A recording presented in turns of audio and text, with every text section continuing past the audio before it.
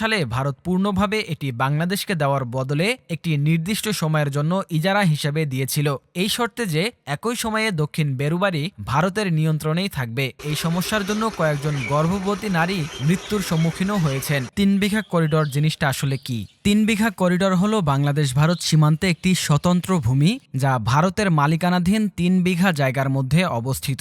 2011 সালের সেপ্টেম্বরে বাংলাদেশের দহগ্রাম আঙ্গরপোতা ছিটমহলে যাতায়াতের সুবিধার্থে এটি বাংলাদেশকে ইজারার মাধ্যমে দেওয়া হয়। এটি ভারতের পশ্চিমবঙ্গের কোচবিহার জেলার মেখলিগঞ্জ মহকুমা ও বাংলাদেশের লালমনিরহাট জেলার পাটগ্রাম উপজেলার সীমান্তে অবস্থিত। 1974 সালের 16 মে ইন্দিরা গান্ধী শেখ মুজিবুর রহমান চুক্তি অনুসারে ভারত ও বাংলাদেশ 3 বিঘা করিডর ও দক্ষিণ বেরুবারির সার্বভৌমত্ব পরস্পরের কাছে হস্তান্তর করে। এর ফলে উভয় দেশেই তাদের ছিটমহলে যাতায়াতের সুবিধা তৈরি হয়। 1974 সালে বাংলাদেশ সরকার চুক্তি অনুসারে সাথে সাথে দক্ষিণ বেরুবারি ভারতের কাছে হস্তান্তর করে। তবে ভারত 3 বিঘা করিডর বাংলাদেশের কাছে হস্তান্তর করতে দীর্ঘদিন গড়িমসি করতে থাকে। বহু আন্দোলন ও সংগ্রামের ফলে সাবেক রাষ্ট্রপতি হুসাইন মোহাম্মদ এরশাদ তার শাসনামলে এটি খুলে দেওয়ার উদ্যোগ গ্রহণ করেন। এমনকি এর জন্য দিন তারিখও নির্ধারণ করা হয়, কিন্তু এর মধ্যে এরশাদের পতন ঘটলে তা আর হয়নি।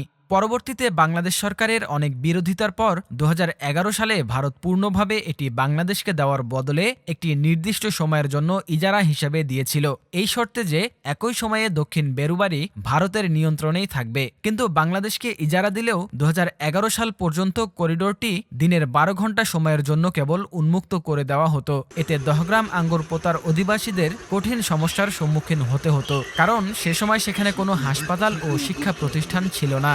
লোকমুখে শোনা যায় এই সমস্যার জন্য কয়েকজন গর্ভবতী নারী মৃত্যুর সম্মুখীনও হয়েছেন। এ নিয়ে অনেক আন্দোলন প্রতিবাদের পরে 2011 সালের 6 সেপ্টেম্বর ঢাকায় বাংলাদেশের প্রধানমন্ত্রী ও ভারতের প্রধানমন্ত্রীর মধ্যকার একটি চুক্তি অনুযায়ী বর্তমানে করিডোরটি 24 ঘন্টায় উন্মুক্ত করে দেওয়া হয়েছে। 2011 সালের 19 অক্টোবর বাংলাদেশের প্রধানমন্ত্রী শেখ হাসিনা আনুষ্ঠানিকভাবে এই করিডোরটি উন্মুক্ত ঘোষণা করেন।